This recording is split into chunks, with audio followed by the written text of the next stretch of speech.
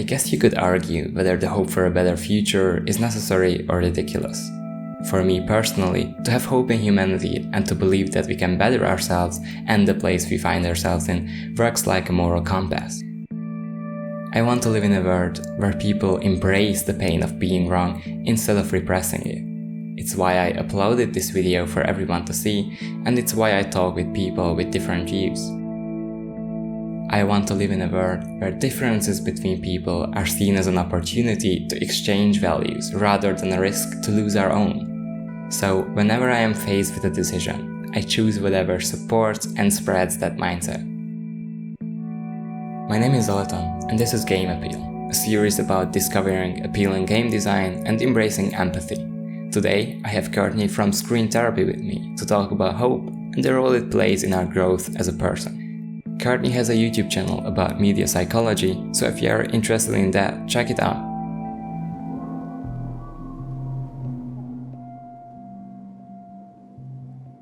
Hope is like this small picture you keep in your wallet to remind you of the things it's worth waking up for. But what if someone takes that picture and tears it apart? What does it mean to lose hope?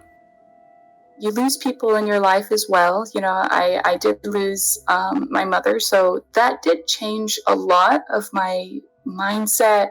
It changed a lot of how I see the world. When you lose someone, or just when you lose any kind of way of living, particular set way of living that you're used to, it does create a kind of trauma. You don't necessarily have to be able to call it something in particular. It doesn't have to have a name like, oh, I lost a family member, oh, I lost a job. Sometimes, like what people are going through right now, you could lose a way of living and still experience a sense of trauma or mourning. And I think it's pretty interesting. A lot of people have been feeling this kind of sense of kind of a loss of hope, just because we've all been disoriented. When you lose normalcy, suddenly it's harder to see what the future looks like. And that's what hope is, isn't it? It's this story we tell ourselves about what the future could be, and particularly how healing or how meaningful or how pleasant that future could look like. So I think sometimes I have lost hope just because of those moments of great change in my life. But I think that was mostly just kind of a disorientation of not knowing what the future would look like.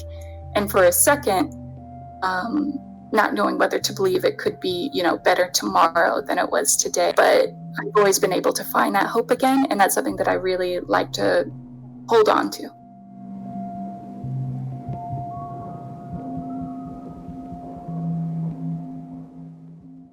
I think the indie game Creator in the Well from 2019, made by Flight School Studios and MWM Interactive, showcases pretty well what it means to lose hope.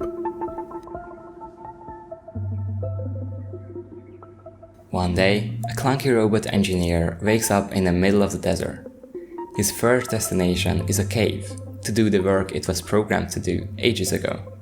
He was part of what the people called the Bot-C project. His job was to maintain a power facility in the mountain that supplied the city of Mirage with water through a well. However, as the title says, there is a creature in the well that is connected to the facility in the mountain. The creature eliminated the other engineers one by one, took over the machinery and shut off the water, plunging the city of Mirage into a never-ending sandstorm. So now you, the last surviving engineer, are assigned with the task to restore the power facility along with the hope of citizens for a better life. And I know, it all sounds like this is just another game where you control a superhero of some sort who saves the world by chasing away the evil. It doesn't sound very original, does it? But the main difference between Creature in the Well and other games with a similar story lies in how others treat you.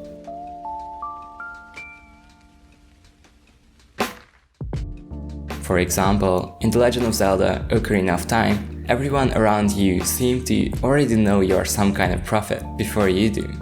You save Hyrule step by step, and everyone praises and thanks you for everything you have accomplished. Even as you become an adult and Ganondorf seems to have overtaken the world, people still have hope in you 7 years later. In Creator in the Well, it's like the exact opposite. No one tells you to do anything, and only a few show appreciation.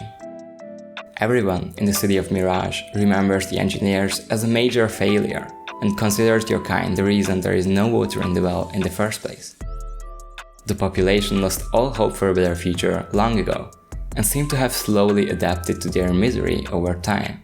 They even glorify the creature in a weird way, perhaps because it proved its superiority above basic human needs and went unpunished for ages. I enjoyed playing as the nameless botsy, but I found it way more interesting how something big and seemingly supernatural can tilt the moral compass of a whole community. When you wander around on the streets in the game, you never encounter a citizen.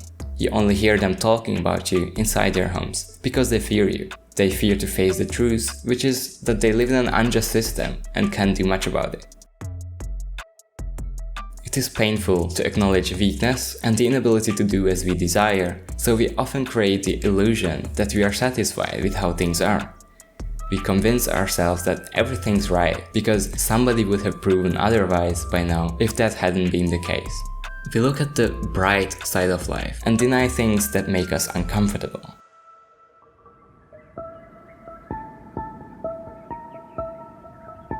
Whenever we get used to something, it becomes an important part of our identity. But our beliefs can also create this kind of pride that makes us protect them no matter what. So, if our beliefs got proved wrong at some point, chances are we would stick to them regardless. Just imagine being a proud vegan for your whole life and then developing a health condition that requires you to change your diet. You may have to reevaluate ethical consumption for yourself in order to stay healthy. On the flip side, if you are a proud meat eater, you will have a hard time acknowledging that you support cruelty towards animals and workers in the meat industry by purchasing a steak at the supermarket. Either way, you are probably going to go through an identity crisis if you are willing to change your diet.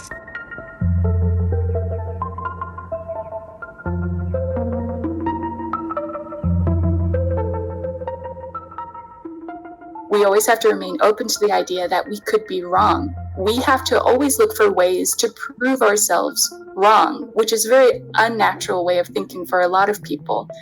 We have beliefs and we want to stick by them. We want to read the things that confirm those beliefs, when instead we have to think more like scientists. We have to constantly be on the lookout for, okay, this is great, it confirms my bias, but I can't give in to that.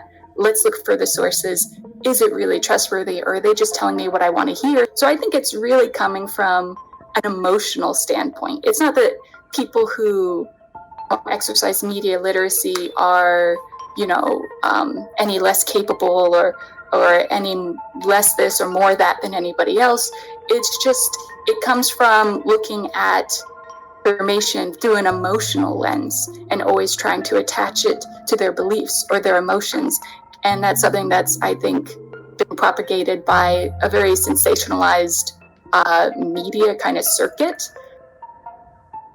Since experiencing loss of any kind is often considered something purely negative in our society, we suppress a lot of pain and turn our attention to more cheerful things instead of reflecting and finding meaning in our loss.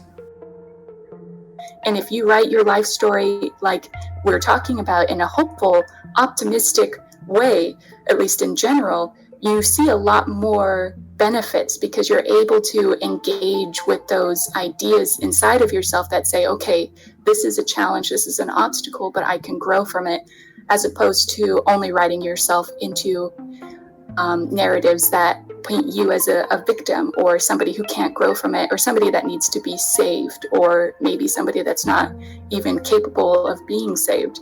I think most people have heard the term post-traumatic stress, but there's actually another term people don't hear about all that often, and I wish that they did, because it might actually change people's lives if you hear about it beforehand, if you know this exists. There's something as post-traumatic growth.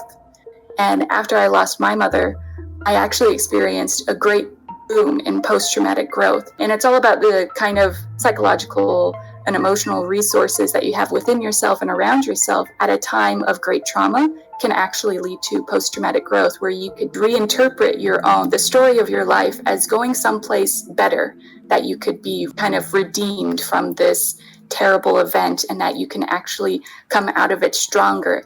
And it's amazing how understanding yourself as somebody who could become stronger because of a negative event actually becomes a self-fulfilling prophecy where you do.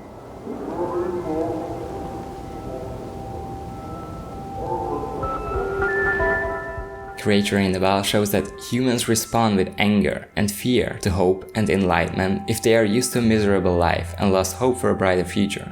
But it also shows us how blind we can be at times to stick to our way instead of recognizing what could drive us forward.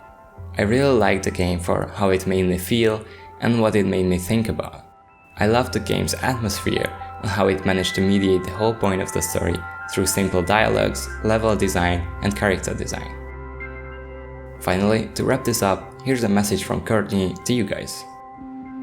But I really encourage not only you, but anybody who watches your video to really look into narrative psychology and narrative therapy. Like a constant theme that I've been talking about through these questions is the idea that we write our own story, and how we write the story of our life in our minds changes everything. It changes how we act day to day. It changes how we see the world, how we see media, how we read articles, how we respond to people, the level of outrage we feel. How we write the story of our life is informed by the stories we expose ourselves to. Sorry, just a second. I have a cat. But yes, how we write the story of our life changes how we see the world, changes our habits, and it could, of course, change it for good. And if we can really bring the idea of like narrative psychology, narrative therapy into our lives, we'd understand. Maybe we could catch ourselves when we negative self-talk, or when we give in to outrage or heated emotions instead of listening to reason or showing self-compassion or compassion for others. And instead we can write our own stories to be ones where, we're more optimistic, and that there's a more optimistic, hopeful future on the horizon. I want to thank Courtney, who cared to take my first interview seriously and be a part of this video. I want to thank the developers of Creator in the Well who put the effort in designing this experience, and the publishers who made it available for me, and many others.